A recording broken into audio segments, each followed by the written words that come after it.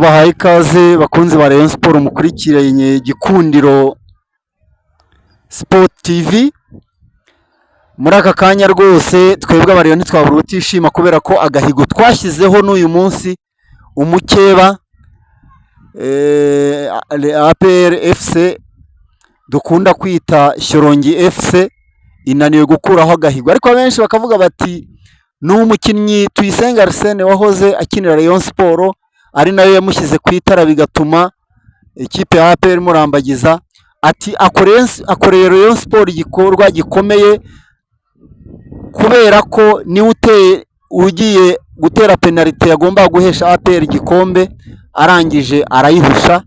Mu kuyihusha rero abantu benshi bate uyu mukinnyi wahoze akinira Rayon Sport akaba yaraje muri APR yanze guhemukira ikipe yavuyemo, yanze yuko ikipe ya APR ikuraho agahigo k'ikipe yamureze ikamugeza ku rwego yifuzwa na APR.